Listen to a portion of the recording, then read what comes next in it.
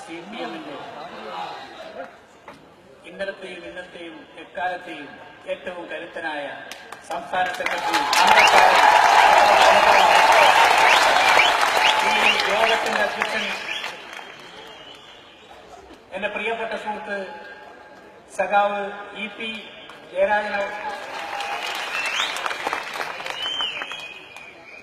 ഈ വേദിയിലേക്ക് ഞങ്ങളെ എത്തിക്കാൻ വളരെയേറെ പരിശ്രമിച്ച CPM-ന്റെ ജില്ലാ സെക്രട്ടറി, നമ്മുടെ ജില്ലാ സെക്രട്ടറി സഖാവ് P ജയരാജൻ,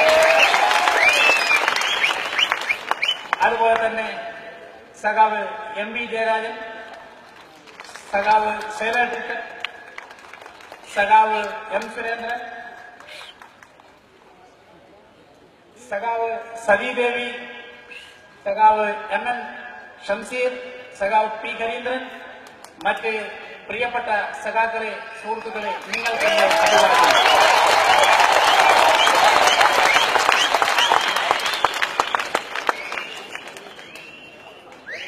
പാനൂരിന്റെ ഈ രാഷ്ട്രീയ ചരിത്രമൊക്കെ സഖാവ് പിണറായി പറയുന്നു, ഞാനത് പറയുന്നില്ല. പക്ഷെ 1967 ജനസംഘത്തിന്റെ ഒരു കൊടിയുമായി പൊതുരംഗത്ത് വന്ന ഒരു എളിയ പ്രവർത്തകനായിരുന്നു ഞാൻ. നീണ്ട 45 വർഷക്കാലം സംഘപരിവാർ പ്രസ്ഥാനത്തിനു വേണ്ടി ഞാൻ ഓടി നടന്നു. എന്റെ കൈകൊണ്ട് ഞാൻ പ്രിയപ്പെട്ട സഖാക്കളെ, നിങ്ങളെ ആക്രമിച്ചില്ലെങ്കിലും എന്റെ നാവ് കൊണ്ട് പലതവണ ഞാൻ ആക്രമിച്ചിട്ടുണ്ട്. ആ ആക്രമണങ്ങൾക്കെല്ലാം തന്നെ ഞാനിവിടെ ക്ഷമ ചോദിക്കുന്നു.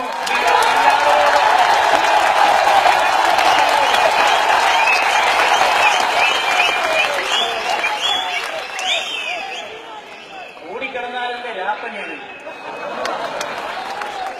ഞാൻ കൂടിക്കിടന്നു, നോക്കി, പല ഘട്ടത്തിലും നോക്കുമ്പോ ഇതൊരു ആനയാണ്. BJP എന്ന് പറയുന്നത് ഒരാന. ആനയ്ക്ക് 2 പാപ്പാൻ. ഒരു പാപ്പാൻ ഇടത്തോട്ട് നടക്കാനെന്ന് പറയുമ്പോൾ മറ്റേ പാപ്പാൻ വലത്തോട്ട് നടക്കാനേ. പിന്നെ എങ്ങനെ ഈ പാർട്ടി മുന്നോട്ട് പോകും?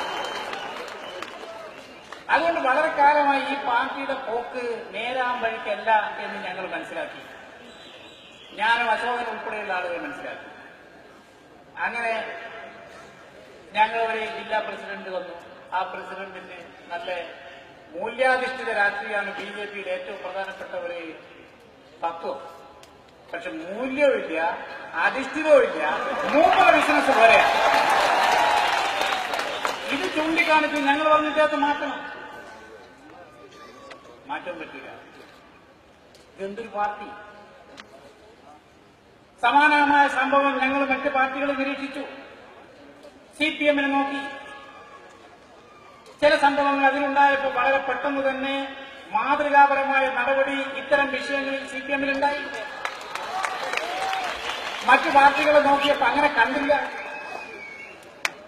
ഞങ്ങൾ ഈ കാര്യങ്ങൾ ഉന്നയിച്ചത് പാർട്ടിക്കകത്താണ്. പാർട്ടിക്കകത്ത് ഈ കാര്യം ഉന്നയിച്ചപ്പോ ഞങ്ങൾക്ക് നീതി ലഭിച്ചില്ല. പാർട്ടിയില് ഉൾപാർട്ടി ജനാധിപത്യമില്ല. അതുകൊണ്ട് ഞങ്ങൾ വീണ്ടും പരിശോധിച്ചു. ഉൾപാർട്ടി ജനാധിപത്യം ഇന്നും ഇന്നലെ തുടങ്ങിയതല്ല. എന്നോട് AV ബാലട്ട പണ്ടേ പറഞ്ഞു, നിങ്ങൾക്ക് വലിയ കുറെ കഴിഞ്ഞാൽ അങ്ങ് മനസ്സിലാവും. കാലം പറയുന്ന ഇങ്ങനെയല്ല, കുറെ കഴിഞ്ഞാൽ മനസ്സിലാവും. അപ്പൊ കുഞ്ഞനമ്പ്യാർ പറഞ്ഞ പോലെ കണ്ടാലറിയാതിരിക്കുന്ന മൂടനും കൊണ്ടാലറിയും. അവസാനം ഞങ്ങൾക്ക് ഇവിടുന്ന് കിട്ടി ഫാസിസത്തിന്റെ ഏറ്റവും വലിയ സംഭവം. ഇത് ഫാസിസ്റ്റാന്നൊക്കെ ഞങ്ങൾക്ക് ആദ്യം അറിയാം. പക്ഷെ ഒരു ഞങ്ങളൊരു പക്ഷത്ത് നിന്ന് പോയല്ലോ. അതുകൊണ്ടാണ് ഇങ്ങനെ പോയത്. എനിക്കില്ലാത്ത കുറ്റമില്ല. ഞാനൊരു മുസ്ലിം പക്ഷപാതിയാണ്. എന്നെ മാപ്പിളവാസു എന്ന് എന്റെ സ്വയം സേവകന്മാർ വിളിച്ചിട്ടുണ്ട്. ഞാനൊരു പിന്നോക്ക സമുദായ പ്രവർത്തകൻ എന്നുള്ള നിലക്ക് പിന്നോക്ക സമുദായത്തിന് അംഗങ്ങൾക്ക് വേണ്ടി പ്രവർത്തിച്ച ഒരു വ്യക്തി എന്നുള്ളത് എന്നെ അതും വിളിച്ചിട്ടുണ്ട്, ജാതിപ്പേര് വിളിച്ചിട്ട്. ഈ തമ്പുരാക്കന്മാരുടെ മുമ്പിൽ ജനങ്ങൾക്ക് വേണ്ടി സേവനം നടത്തുന്നത് വളരെ മോശമാണ്. ഇവരുടെ പെട്ടിയെടുത്താൽ, ഇവർ പറയുന്നതിനനുസരിച്ച് ചെയ്താൽ ഞാൻ അങ്ങ് എത്രയോ ഉന്നതി. ഞങ്ങള് ഇതിനൊക്കെ പാർട്ടിക്കകത്ത് എതിർത്തവരാണ് ഞാനും അശോകനൊക്കെ. ഞങ്ങൾ വളരെ എതിർത്തു. പക്ഷെ ആര് കേൾക്കാൻ? ഇത് രണ്ട് പാപ്പാനുള്ള ഒരു ആനയല്ലേ. ഈ BJP എന്ന് പറയുന്നത് പ്രസിഡന്റ് ഓറിയന്റൽ പാർട്ടിയാണ്.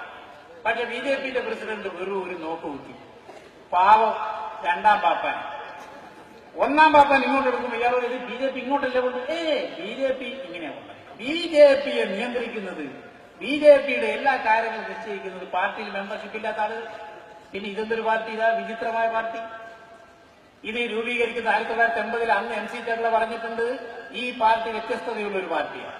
This is A party with difference. ഇപ്പോഴാണ് ഞങ്ങൾക്ക് മനസ്സിലായത് ഇത് സംഗതി പോക്ക് തന്നെ. ഈ പാർട്ടി ഞങ്ങള് കുറെ കാലമായി ഇതിനെങ്ങനെ നിരീക്ഷിച്ചുകൊണ്ടിരിക്കുന്നു. സന്ദർഭം വന്നു, എപ്പോഴെങ്കിലും വന്നൂടല്ലോ. ഞങ്ങളിപ്പോ രാജിവെച്ച് ഞങ്ങളെ പുറത്താക്കിയതല്ല പാർട്ടി. പുറത്താക്കി എന്ന് പത്രത്തിലും അതുപോലെ കാണുന്നുണ്ടെങ്കിലും സാധാരണഗതിയിൽ ഒരു പാർട്ടിയിൽ നിന്ന് ഒരു വ്യക്തിയെ പുറത്താക്കുന്ന സമയത്ത് ആദ്യം കൊടുക്കേണ്ട കാരണം കാണിക്കൽ നോട്ടീസ് തന്നിട്ടില്ല. അത് ആർക്കാ കൊടുത്തതെന്ന് അറിയില്ല, ആർക്കാ അയച്ചതെന്ന് അറിയില്ല. ഞങ്ങൾ പുറത്താക്കി. ഇതുവരെ ഒരാളെയും കിട്ടിയിട്ടില്ല. ഞങ്ങളിപ്പോ BJPയുടെ എല്ലാ ബന്ധങ്ങളും ഉപേക്ഷിച്ചു. RSSുമായിട്ടുള്ള ബന്ധങ്ങൾ ഉപേക്ഷിച്ചു. നമോ വിചാർ മഞ്ജുവായിട്ടുള്ള ബന്ധം ഉപേക്ഷിച്ചു. ഞങ്ങൾ ഈ കേരളത്തിലെ മതനിരപേക്ഷ പ്രധാനമായിട്ടുള്ള കേരളത്തിൽ അധ്വാനിക്കുന്ന തൊഴിലാളി വർഗത്തിന് വേണ്ടി, സാധാരണ സർക്കാർക്ക് വേണ്ടി, ഒക്കെ അടിസ്ഥാന വർഗത്തിന് വേണ്ടി പ്രവർത്തിക്കുന്ന പാർട്ടിയിൽ അണിചേരാൻ തീരുമാനിച്ചു. സഖാക്കളെ, സമീപിച്ചു. ഞങ്ങൾക്ക് ആദ്യം ഒരു സംഖ്യയുണ്ടായിരുന്നു. മാധവി പറഞ്ഞ പോലെ അല്ല, നമ്മളുടെ കാലത്ത് കുറെ സംഭവങ്ങൾ നടന്നതല്ലേ. എങ്ങനെയാണ് ജയരാജേട്ടൻ പശവൻ പറഞ്ഞ് പോവാ, രണ്ടും കൽപ്പിച്ചിട്ട് പോയി. പക്ഷെ ഞങ്ങൾ അത്ഭുതപ്പെട്ടു. അദ്ദേഹം പറഞ്ഞു ഞങ്ങൾക്ക് വളരെ സന്തോഷമുള്ളൂ, അതൊക്കെ കഴിഞ്ഞ കഥ. ഇപ്പം പറയുന്നത് വാസു പ്രസിഡന്റായ സമയത്താണ് ഉള്ള അക്രമം മുഴുവൻ നടത്തിയത്. 2000 ഞാൻ പ്രസിഡന്റാണ്. ജയരാജൻ ആക്രമിക്കപ്പെടുന്നത് 1999. പക്ഷെ അതിന് ഉത്തരവാദിത്വം ഞാൻ തന്നെ. എല്ലാം ഞാൻ 8 മമ്മൂഞ്ഞ് പറഞ്ഞു, അതെല്ലാം എനിക്കിരിക്കട്ടെ, എല്ലാം എനിക്കിരിക്കട്ടെ, ഒരാർക്കും കൊടുക്കണ്ടെങ്കിൽ വാസു തന്നെ കുറ്റം. ഞാൻ ചോദിക്കട്ടെ, ഞാനിവിടെ ഇന്നലെ മനോരമ പത്രത്തിന്റെ ലേഖം വന്ന് എന്നോട് ഈ ചോദ്യം ചോദിച്ചപ്പോൾ ഞാൻ അദ്ദേഹത്തോട് പറഞ്ഞു, ഞാൻ വെല്ലുവിളിക്കും. ഞാൻ പ്രസിഡന്റായ കാലത്ത് നടന്ന അക്രമ സംഭവങ്ങളെ സംബന്ധിച്ച് കോൺഗ്രസ് ആണല്ലോ കേരളം ഭരിക്കുന്നത്, ചെന്നിത്തലയാണല്ലോ ആഭ്യന്തരമന്ത്രി, അന്വേഷിക്കട്ടെ. ക്രൈംബ്രാഞ്ചുണ്ട് കയ്യില്, കേന്ദ്രത്തിൽ കോൺഗ്രസ് ആണുള്ളത്, CBI ഉണ്ട് കയ്യില്. ഞാൻ അവരെ വെല്ലുവിളിക്കുന്നു. ഞാൻ പ്രസിഡന്റായ കാലത്ത് ഏതെങ്കിലും ഒരു സഹാക്കളുടെ ശരീരത്തിൽ കൈവെക്കാൻ വേണ്ടി ഞാൻ നിർദ്ദേശം കൊടുക്കില്ലെന്ന് നിങ്ങൾക്ക് തെളിയിക്കാൻ സാധിച്ചാൽ നിങ്ങൾ പറയുമ്പോൾ ഞാനെടുക്കും എന്നാണ് ഞാൻ പറഞ്ഞിട്ടുണ്ട്. സുധാകരൻ മുമ്പ് വന്നിട്ട് പോട്ടെ.